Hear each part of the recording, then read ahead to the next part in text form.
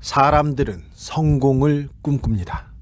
하지만 성공하기란 참으로 힘든 게 세상 일이지요. 특히 과거의 잘못을 멍해로 지고 사는 사람들은 더더욱 성공이 어렵습니다. 그러나 좌절하지 마십시오. 과거의 수많은 허물과 잘못에도 불구하고 우뚝 일어서서 성공 신화를 쓴 사람이 있으니 말입니다. 그는 바로 박정희 전 대통령입니다. 박정희가 부하의 총탄에 파란만장한 삶을 마감한 지 33년이 된 지금, 성공을 꿈꾸는 이들을 위해서 특별한 비결을 소개하고자 합니다. 박정희의 일생을 통해서 말입니다.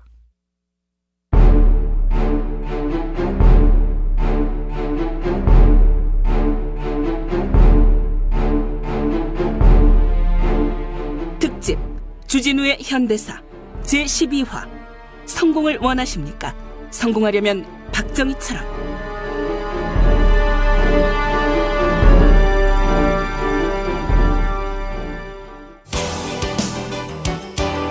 지성이 새록새록 쌓이는 문화공간 벙커원. 11월에도 멋진 프로그램이 여러분을 기다립니다. 11월 1일부터 사진작가 스티브의 각하 졸라 땡큐전이 2주간 이어집니다. 강신주 철학박사, 김현철 정신건강의학 전문의, 황상민 심리학 교수의 심리분석 콘서트가 있습니다. 11월 5일부터 매주 월요일 영화 MB의 추억이 상영됩니다. 서울 종로구 이화장길 66, 서울대학교 의과대학 본관 맞은편 벙커원. 자세한 안내는 벙커원.딴지.com.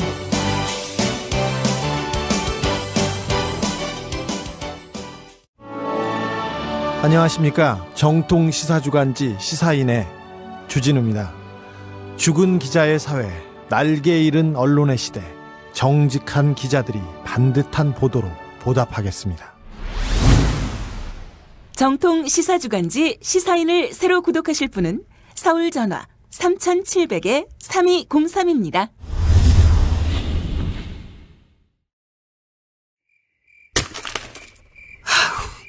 이놈 화가 와 안 떨어지노. 지금 딸내미가 알을 뱉는데 내까지 애를 뱉는 게 말이 되나. 이 안은 떼야 한다.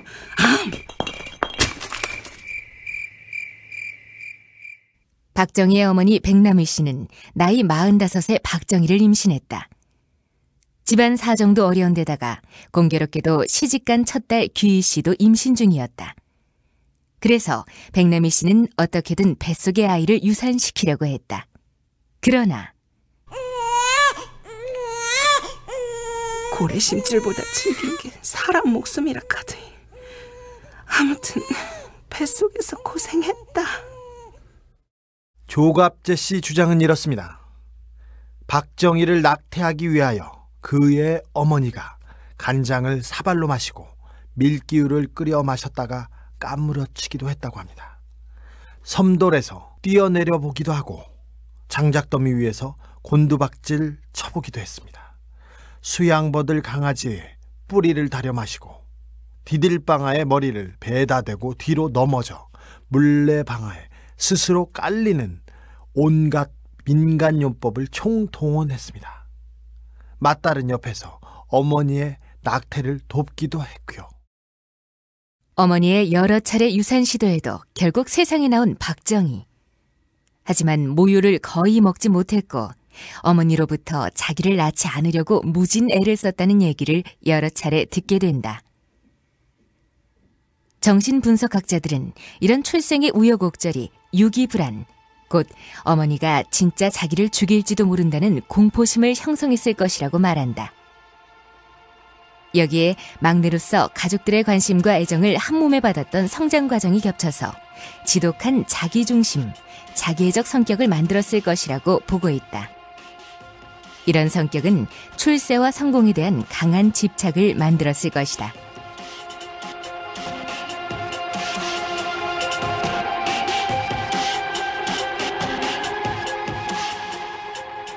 (1937년) 대구 사범학교를 졸업한 박정희는 문경공립보통학교에 교사로 부임한다. 그러나 박정희의 꿈은 교사가 아니었다. 유 선생, 난 아무래도 교사는 아닌 것 같아.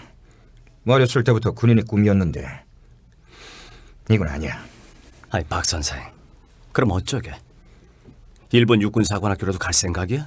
거긴 안 될 것 같아. 입학하기에는 나이가 많아서 말이지. 이 만주에 있는 군관학교는 좀 나을걸? 그래도 그 나이가 좀... 그런 말이야. 그 일본 제국에 대한 자네 충성심을 확실하게 보여주면 어떻겠나? 충성심을 확실하게? 아니, 어떻게 말인가? 혈서 쓰는 거지. 혈서? 혈서로 자네의 충성심을 적어서 만주 군관학교에 보내는 거야. 그러면 교장의 마음을 움직일 수 있지 않겠어? 그거 좋은 생각이군. 요시, 혈서다. 우리는 여기에서 박정희의 첫 번째 성공 비결을 엿볼 수 있습니다. 그것은 목표를 위해서는 수단 방법을 가리지 않는 과감한 결단력입니다. 일제 군인이 되기 위해서는 혈서도 마다 않는 과감함. 그것은 훗날 군사 쿠데타의 원동력은 아니었을까요? 진충보국, 멸사봉공. 좋구만. 충성을 다해서 국가에 보답하고 목숨을 바쳐 국가를 받들겠다. 좋아, 이걸 만주 군관학교에 보내보자고. 그로부터 보름 뒤. 아이, 박 선생, 축하하네. 축하라니, 유 선생. 아이, 몰랐어? 자네 혈서가 만주 신문에까지 났는데. 아, 그 얘기. 안 그래도 만주에서 편지가 왔네. 편지? 입학 허가라도 떨어진 건가? 글쎄, 그것까지는 모르겠지만 말이야. 사범학교 은사였던 아리카와 대자님이 군인이 되고 싶으면 만주에 한번 오라고 편지를 보냈다네.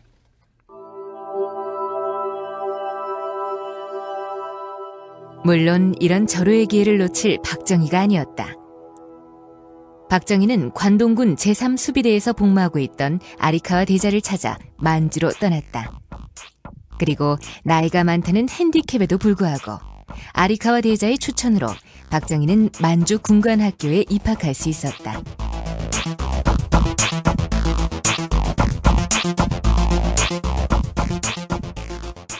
그리고 몇 년 뒤 교사로 일했던 문경으로 돌아온 박정희. 어머머, 선생님! 우와, 진짜 군인 되셨네. 긴 칼도 차시고. 이게 다 너희들이 선생님한테 위문 편지 보내준 덕이지. 참, 너희들한테 부탁이 있다. 부탁이요? 뭔데요, 선생님?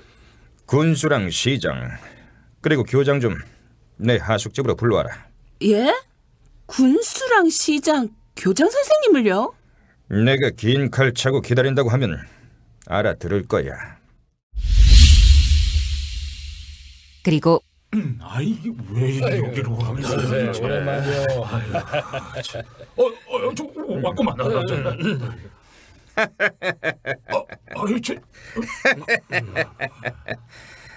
이거 다들 오래간만이구만. 박 선생님, 아니 박수희, 왜 이러나 무섭게? 조선진 따위가 뭘 무섭다고 그러십니까?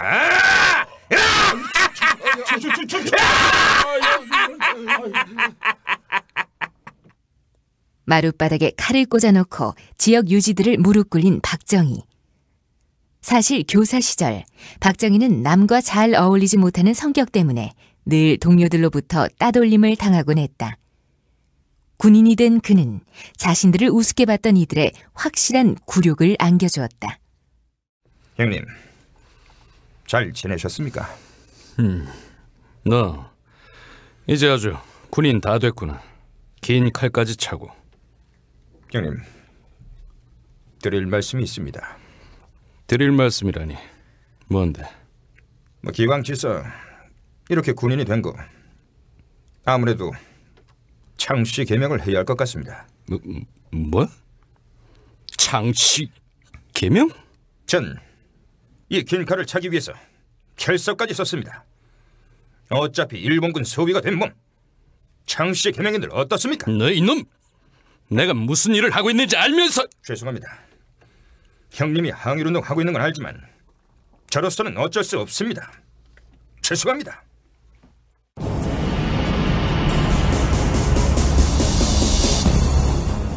박정희, 그는 단지 군인이 된 것만으로 만족할 수 없었습니다. 친형 박상희 씨가 지역에서 항일운동을 하고 있었지만 동생은 장씨 개명을 선택했습니다. 그는 박정희에서 다카키 마사오로, 조선인에서 황국 신민이 되고자 했습니다.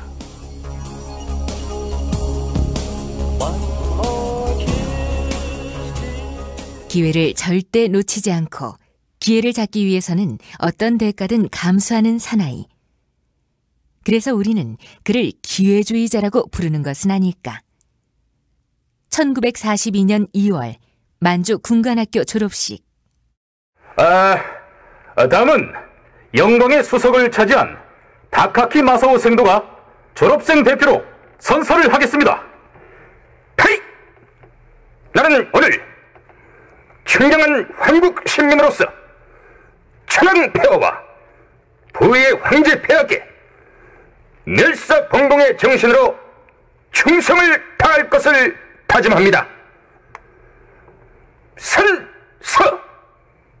나는 대동아 공영권을 이룩하기 위한 성전에서 목숨을 바쳐 사쿠라와 같이 훌륭하게 죽겠습니다.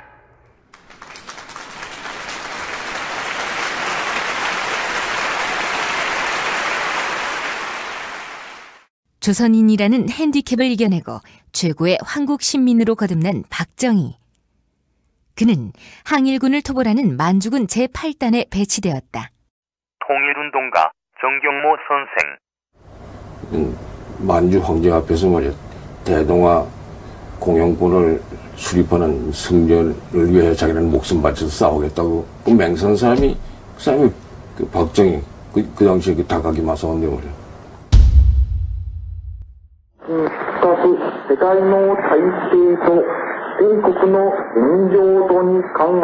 그러나 출세와 성공을 향해 승승장구를 해온 박정희에게도 여러 차례 위기는 찾아왔다. 첫 번째 위기는 바로 해방이었다. 조국의 해방. 그것은 일본군의 패배였고 다카키 마사오에게는 위기였다. 위기를 탈출하기 위한 박정희의 결단은 일본군 장교라는 과거를 지워버리는 것이었다. 그는 29의 나이로 지금의 육군사관학교인 조선경비사관학교에 입학하고 졸업 후에는 춘천 제8연대를 거쳐 육사에서 근무했다. 그러나 그에게 또다시 절체절명의 위기가 찾아오는데. 야, 이 빨갱이 새끼야! 박정희! 바란대로 말하네!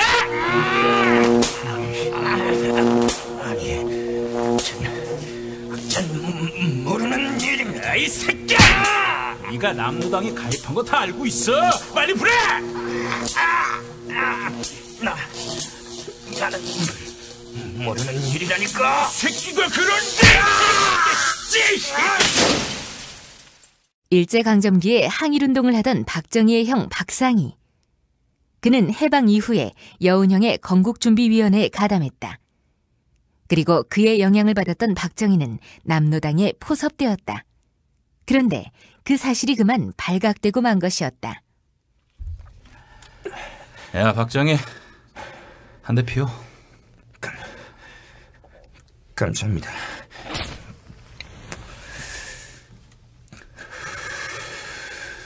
자네, 그렇게 잡아떼봐야 소용없어. 그러지 말고 그냥 육사 안에 남로당만 불어주면 어떻게든 목숨만은 건질 수 있도록 해줄게. 자, 여기다가 적어봐. 어? 알겠습니다. 이 자식 봐라. 아주 그냥 망설이지도 않고 술술 나오네. 이렇게까지 자세하게 쓸까? 참.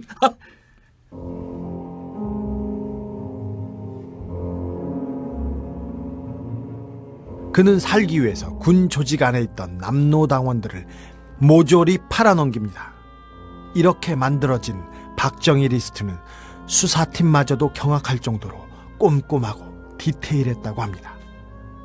겨우 목숨을 건진 박정희는 국방부의 전신, 통일부의 정보국장 백선엽의 도움으로 문관으로 일하게 됩니다.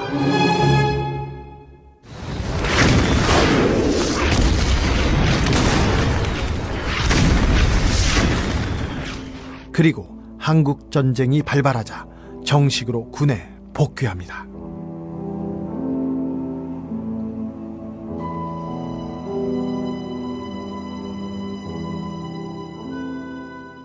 만주군 장교로, 남노당원으로, 그리고 국군 장교를 거쳐서 쿠데타로 권력의 정점에 이른 박정희.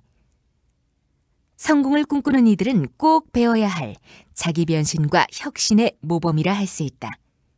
이런 그의 성공의 비결은 정권을 잡은 뒤에도 계속해서 빛을 발하는데. 황태성 통, 그럼 몸조심하라. 꼭 성사시키고 돌아오겠습니다. 그럼.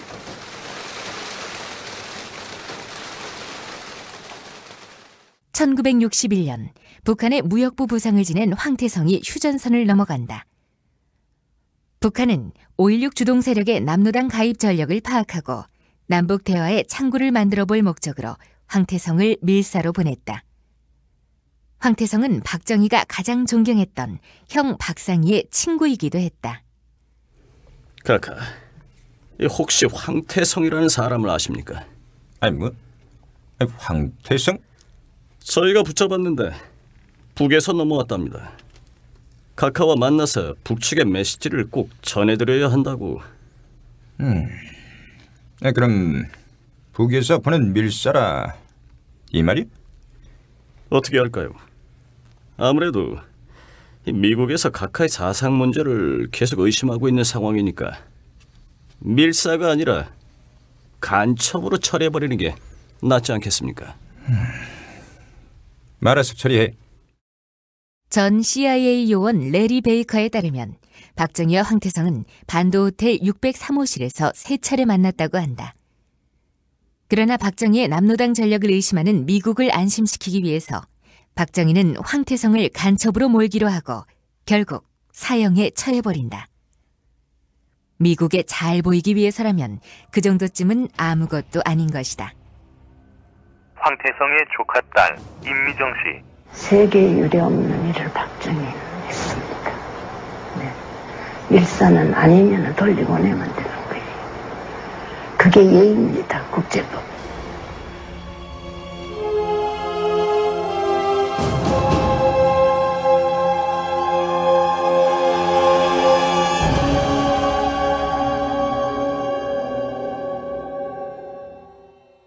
목적을 위해서라면 수단 방법을 가리지 않고 인간의 생명마저도 초계처럼 버릴 수 있었던 박정희의 열정은 유신헌법을 통해서 종신집권의 꿈을 달성한 이후에도 결코 사그라들지 않았다. 이봐 이후라, 김대중이란 놈 어떻게 좀 할 수 없어? 왜 일본하고 미국에 가서까지 나를 비난하고 다니란 말이야? 하지만 지금 외국에 있는 데다가 김대중 그놈아가 그쪽 정기하고도 관계가 두터워서. 어떻게 좀 해봐. 무슨 수를 써서라도. 그리고 1973년 8월 9일 일본 팔레스 호텔. 저는 김무라 의원하고 약속이 있어서 이만 실례하겠습니다. 아니야. 그리고 김대중 선생님, 몸 조심하십시오. 요즘 한국 정보기관 쪽 움직임이 심상치 않다는 얘기가 있습니다. 그래도 남의 나라 땅에서 뭘 어쩌겠습니까? 다녀오리다. 당신들 누구? 조용하자고. 우린 벌써 왔어. 국제적으로 한국 망신시키고 싶어? 까불면 바로 죽여버릴 거야. 좋아. 확실히 마취시켜놨으니 빨리 배시라.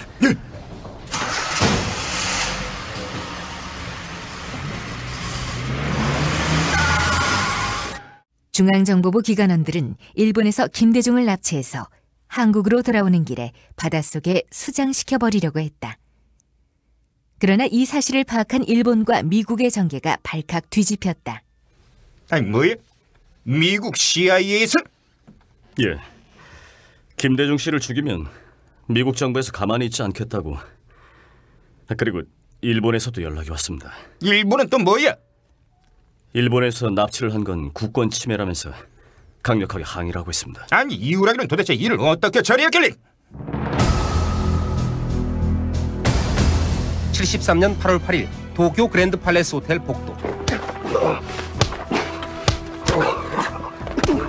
김대중은 일단의 교관들에게 납치됩니다. 귀환 직후 김대중 전 대통령 교관들에게 폭력으로 제압을 당하고 마취제를 넣어서 의식을 잃게 만들어가지고 자동차에 강제로 실려서 그래가지고 대개 오사카 지방으로 예상되는데 약 6시간 동안 강제로 배에 태웁니다. 교관들은 뱃속에서 김대중의 팔과 다리에 각각 50kg 정도의 물체를 매단 뒤 입에 재갈을 물립니다. 배가 미친 듯이 움직이기 시작했을 때 갑자기 상공에서 비행기 소리가 들려옵니다.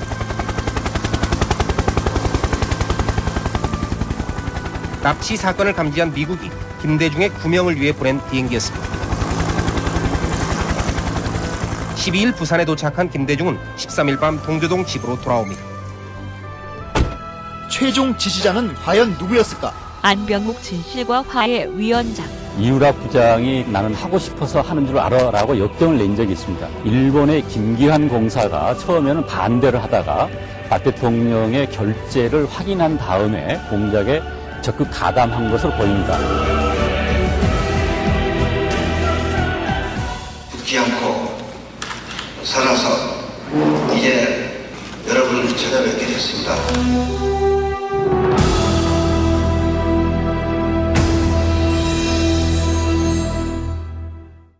결국 김대중을 수장시키려던 공작은 실패로 돌아가고 김대중은 납치 129시간 만에 자택 앞에서 풀려납니다.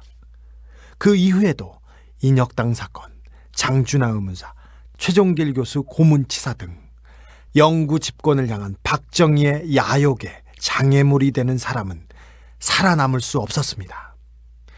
자신의 정적이나 반정부 인사만이 그 희생양은 아니었습니다. 아니 뭐? 김형국이 미국 의회에 가서 증언을 해? 예.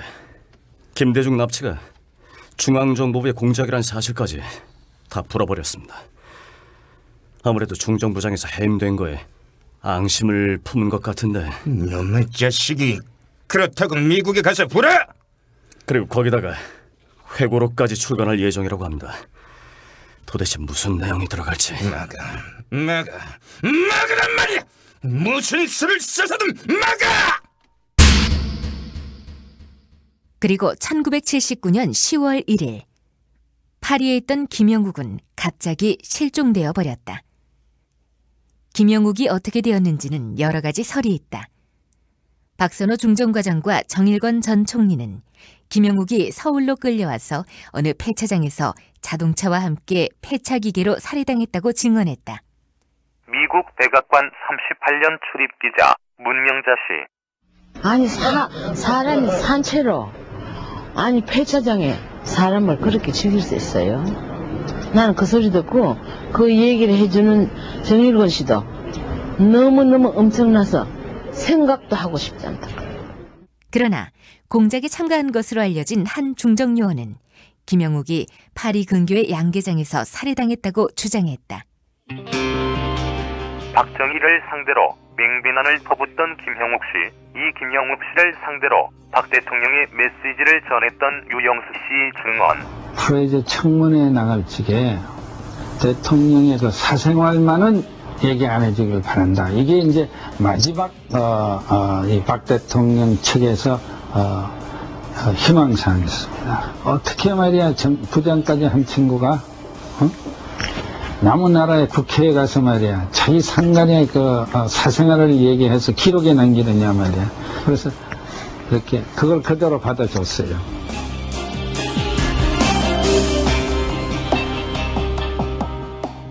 또 한 가지 남자의 성공과 영웅의 이야기에서 빼놓을 수 없는 것이 바로 여자다. 영웅 호색이라고 했던가, 국민의 세금으로 마련된 안가, 다시 말해 국립 룸사롱에는 인기 여자 스타들이 일주일에 2-3번씩은 불려다녔다. 그리고 나라를 다스리는 대통령답게 온 나라를 뒤흔든 스캔들이 벌어지기도 했다. 다음 소식입니다. 서울 마포구 합정동 부근 강변 3로에 멈춰서 있는 코로나 승용차 안에서 머리와 가슴에 총을 맞아 숨진 여자가 발견됐습니다. 숨진 여자는 26세의 정인숙 양으로 밝혀졌으며 차량에 동승한 34세 정종욱 씨는 넓적다리 관통상을 입어 병원으로 후송됐습니다. 그런데 이 사건은 오빠인 정종욱이 정인숙을 쏘아 죽인 사건으로 비화된다. 아버지! 종우가 인숙의 아들 성일이는 성일의 아버지가 뒤를 봐주기로 했다. 어쩔 수가 없구나. 네가 동생을 쏘았다고 해. 정종욱은 1심 사형, 2심 무기징역을 선고받은 뒤 19년 동안 복역한 끝에 1989년 가석방으로 풀려났다. 그는 줄곧 국무총리 신발을 맡다 그 당시에 그 사람들이 그 시간에 잘 와요. 또 밤늦게 왔다가 그럼 그 사람들 토행금지 제한을 안 맞는 사람들이랬어. 오면 내가 문 열어주고 또 갈 때 내가 배웅해주고 이러니까 뭐 특별한 신분을 맡다. 나는 그렇게만 생각했고 뒤에서 총소리가 2방인가 3방인가 나는데 나로서는 기가 멍멍하지요. 국무총리실에서 심부름 왔다는 저격수에게 동생이 살해당했다고 주장해왔다. 더 큰 미스테리는 정인숙이 살해당할 당시 3살이었던 아들의 아버지가 누구인가 하는 것이었다. 이봐, 그 정인숙이 애 아빠가 나라는 소문이 돌고 있다고. 글쎄요, 이 세간에 도는 소문은 각하냐 정일권 총리냐 이런 건데, 심지어는 사람들이 노래 가사를 바꿔서 부르기까지 한다는. 뭐? 노래 가사? 야야 들어봐 이게 말이야 요즘에 최고로 유행하는 노래야. 그래? 봐봐. 아빠가 누구냐고 물으신다면 청와대 미스터라고 말하겠어요.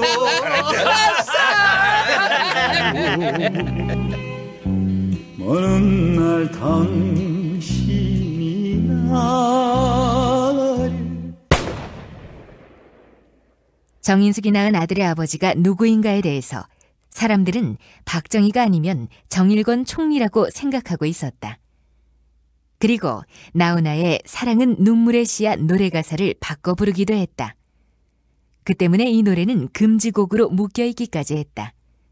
어쨌거나 성공한 남자는 술과 여자를 좋아한다는 세간의 얘기를 박정희뿐만이 아니라 그 측근들도 확실하게 증명해 준 것이다. 됐고 말이 인격이 어딨어? 그리고 평생을 성공 속에서 그리고 술과 여자 속에서 살아갔던 박정희의 죽음도 결국은 성공한 영웅다웠다. 1979년 10월 26일 궁정동 안가, 다시 말해 국립 룸살롱. 그래. 차지철, 이 버러지 같은 놈. 에이, 왜? 왜 이래 김 부장? 아니, 이게 무슨 짓들이야, 군대가! 경호원! 각하, 정치를 좀 대국적으로 하십시오. 김 부장! 카카, 괜찮으십니까? 나는 괜찮아. 경호원! 아이 김 부장! 이 버러지 같은 놈!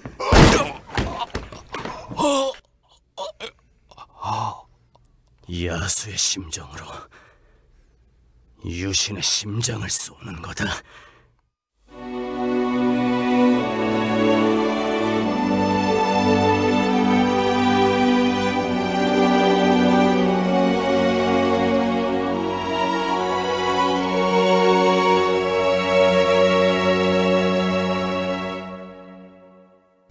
성공을 위해 배신도 마다하지 않던 뼛속까지 기회주의자. 목표에 방해가 되는 사람은 누구든지 제거했던 냉정한 사람. 술과 여자를 너무나 사랑해서 술과 여자에 파묻혀서 세상을 떠난 남자. 박정희를 성공한 대통령이라고 존경하는 이들이 있습니다. 박정희의 성공을 꿈꾸십니까?